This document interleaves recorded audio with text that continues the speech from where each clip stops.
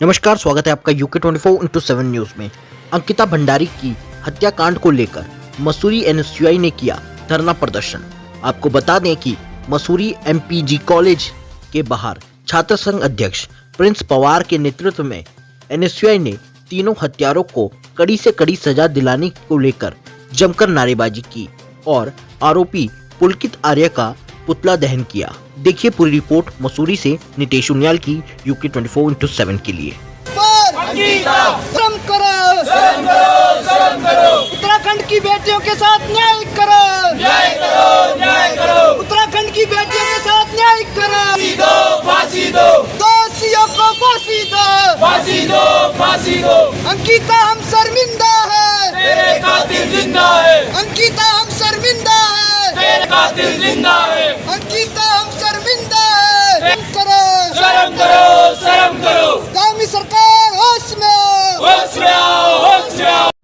अध्यक्ष जी, क्या कहना चाहेंगे? आपकी तरफ से आज ये प्रोटेस्ट किया जा रहा है अंकिता भंडारी को लेकर? देखिए, आज जो हमारा प्रोटेस्ट है और विरोध है, बहुत ही निंदनीय घटना हमारे बीच हुई है। उत्तराखंड राज्य जैसे में ये बहुत ही निंदनीय घटना सुनने को मिली है, जो कि बहन हमारी अंकिता भंडारी जी के साथ हुआ है। उनकी निर्मम हत्या कर दी गई और ऋषिकेश के एक बैराज पर उनकी लाश को फेंक दिया गया, जो कि कल उनकी लाश उपलब्ध हो गई है। हम देख रहे हैं प्रतिदिन जो अभी हाल फिलहाल में ताज़ा मामला था राजस्थान में, एक दलित बहन के साथ जो घटना हुई थी, उसके विरोध में भाजपा सरकार खुद प्रोटेस्ट कर रही थी, रोडों पे उतर गई थी।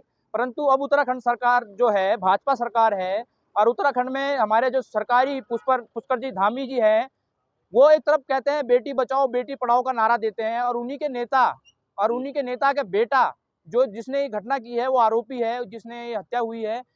अब उसके लिए सब चुप हैं। अगर ये विपक्ष का मामला होता तो ये उठाते। क्या विपक्ष की बेटियां नहीं? क्या वो बेटी किसी की बेटी नहीं थी? क्या इसे भी राजनीतिक मुद्दा बनाना पड़ता है? क्या कोई ऐसा कठोर नियम नहीं है जो कि दूसरी कंट्रियों में होता है कि तुरंत उसका जवाब दिया जाता है? देखिए, अभी निर्भया हत्याकांड हुआ था, जो बहुत ही निर्मम तरीके से उसके साथ गलत हुआ और उसकी हत्या कर दी गई। उसका फास्ट ट्रैक में केस चला, परंतु उस फास्ट ट्रैक स्पीड में चलने वाले केस को भी 8 साल न्याय मिलने में लग गए। अब ये हमारी बहन अंकिता के साथ हुआ है। आज आप देख रहे हैं समस्त एनएसयूआई परिवार बहन अंकिता के साथ है, उसके परिवार के साथ है। जो उसके साथ हुआ कल किसी के साथ भी हो सकता है। कब तक हम कैंडल मार्च लेकर निकलते रहेंगे? कब तक हम शोक व्यक्त करते रहेंगे अपने केवल स्टेटस पे फोटो लगा कर की श्रद्धांजलि है? ये कब तक चलेगा? 2 दिन हम लगाएंगे, अभी नेता भी लगा रहे हैं, 2 दिन लगा के भूल जाएंगे। उसके बाद कोई याद नहीं रखेगा कि कोई अंकिता भंडारी के साथ ऐसा घृणित और निंदनीय कार्य हुआ था। क्या देखिए, रात के अंधेरे में किसने बुलडोजर चलाया, क्यों बुलडोजर चलाया, हम कह नहीं सकते।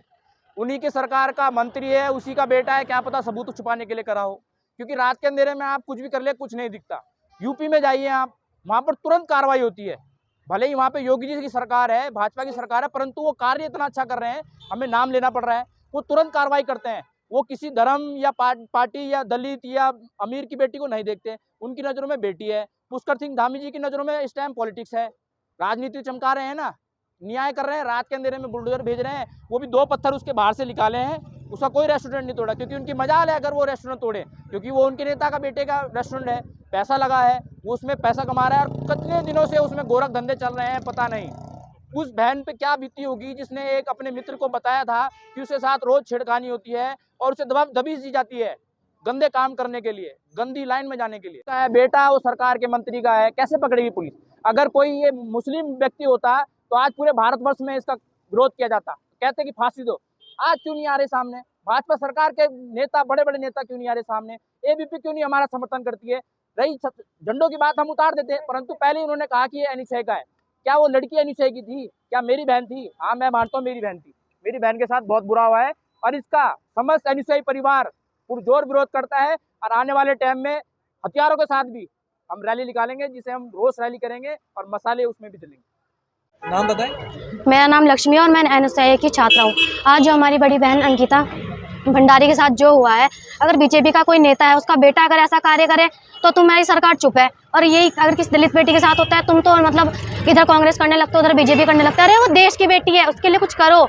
आज तो हमें भी अपने फ्यूचर के लिए डर लग रहा है। आगे हम निकलते हैं सड़कों पे, हमें भी कोई किस नज़र से देख रहा है, हमें कुछ नहीं पता। बस एक केवल शरीर बेचने का कार्य है, आपका कॉटेज है, आपका है। गंदे लोग वहाँ आ रहे हैं और शरीर हमारी बहन बेटियों को बेचना पड़ रहा है। तो ये क्या हम सुरक्षित हैं? हम अपने लिए सुरक्षा की मांग करते हैं। हम कहते हैं दोषी को फांसी दो। सिर्फ ये नारेबाजी निकालने से, कैंडल मार्च निकालने से कुछ नहीं होगा। हम तो निकल पड़ते हैं कैंडल मार्च लेकर, उस दोषी का क्या, वो तो बचा हुआ ही है। और बेचारी बेटी आज हम है, कल हमारे माँ बाप हमें डर के निकलने से छोड़ देंगे कि मत जाओ इस जगह मत जाओ। हमारी तो आज़ादी छिन रही है ना सर। हमारा फ्यूचर क्या है? हम डर के कब तक रहेंगे? कहीं ना कहीं सरकार कहती है बेटी बचाओ, कौन सी बेटी पढ़ाओ? जब बेटी के साथ अन्याय हो रहा है तब कहाँ है तुम्हारी सरकार? अब तो कोई नहीं दिख रहा। अब तो सड़कों पे कोई रैलियां नहीं निकाल रहा। नहीं, दलित के बच्चे के साथ हो जाए, वो दलित है, तुम तो सिर्फ दलित के नाम पे वोट मांगने आते हो, करते तुम कुछ नहीं हो। 8-8 साल अगर केस के लिए तुमने लगा दी, कोई आसान नहीं कर दिया उसे, दोषी को फांसी देकर। अगर तुम्हें लौटानी है तो निर्भया क्या, वो 8 साल लौटा दो। उसके माँ बाप जो तड़पे, वो 8 साल तुम लौटा सकते हो? नहीं लौटा सकते ना। तो फिर तुम कैसे कहते हो? अगर किसी का रेप हो रहा है या किसी लड़की को मारा जा रहा है, तुम सिर्फ कैंडल मार्च निकाल के कुछ नहीं कर सकते। अगर देना ही है तो उसी वक्त उसे फांसी दो। अरे तुमसे अच्छी है विदेशों की सरकार जो तुरंत उनको फांसियां देती है, इसलिए हमारे रेप केसेस कम होते हैं। इसलिए भारत में ये चीज़ें ज़्यादा हैं और आगे भी बढ़ती रहेगी, क्योंकि उन्हें किसी बात का कोई डर है नहीं। क्योंकि उन्हें पता है सरकार सबूत इकट्ठे करेगी, अपनी राजनीति में लगेगी और हमें फिर भी जीने के लिए 8 साल और मिल जाएंगे। इतने में वो कुछ ना कुछ कर लेंगे और आगे निकल जाएंगे। 8 साल तुमने फांसी दे के अंकिता भंडारी के आरोपियों को पकड़ के कोई हम पे एहसान नहीं करा, ऐसे फांसी दो, तभी अन्याय होगा।